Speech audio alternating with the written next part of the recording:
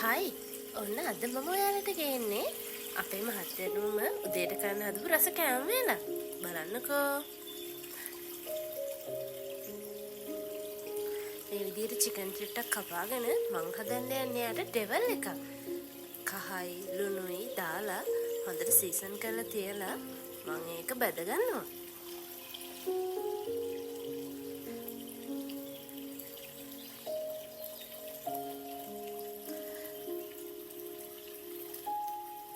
අන්න මේ විදිහට කහයි ලුණුයි දාපු චිකන් හොඳට ගැඹුරු තෙලේ බැද ගන්න. ඊට පස්සේ තාච්චියක් අරගෙන මේකට අවශ්‍ය තෙල්, සුදු ලුණු, ඒ වගේ දාති ටික දාලා හොඳට ටෙම්පරාදු කරගන්නවා.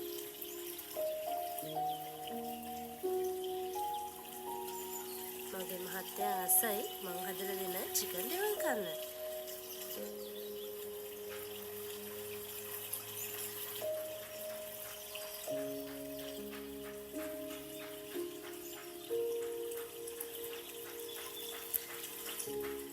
අන්න දැන් මං මේකට තුන පහ ටිකයි චිකන් ටිකයි එකතු කරගන්න යන්නේ.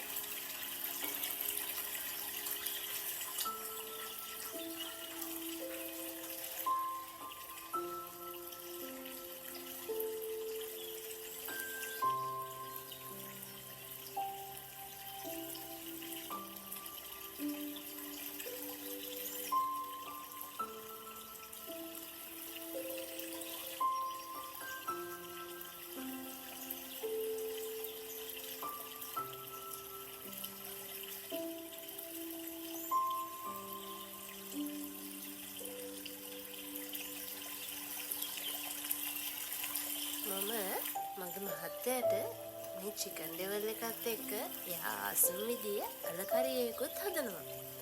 ඔන්න බලන්නකෝ.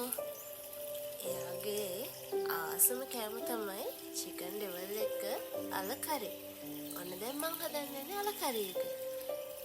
මම ඒකට කරපිංචා, රම්පා, සුදු ලුණු, කුරුඳු පොතු ඒ වගේ ಜಾති ටික එකතු කරලා පොඩ්ඩක් රත් වෙන්න තිබ්බා. ඒත් එක්කම මම අබ කුඩු කරලා තමයි අලයකට දාන්නේ.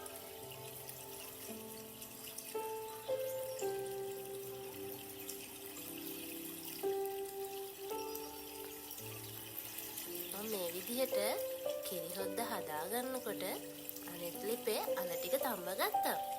දැන් මම මේ කිරි හොද්ද හදාගෙන මේකටම අල ටිකත් එකතු කරගන්නවා.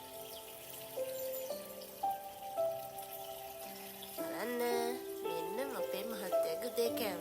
ඔයාලා බලනවා ඇති බත් නම් චුට්ටක් පාට අඩුයි. මේ අපි කුඹුරු වැඩ කරලා අපිම වවාගත්ත හාල්. මේවා තමයි අපි කන්නේ. එහෙනම් තවත් දවසක හම්බෙමු.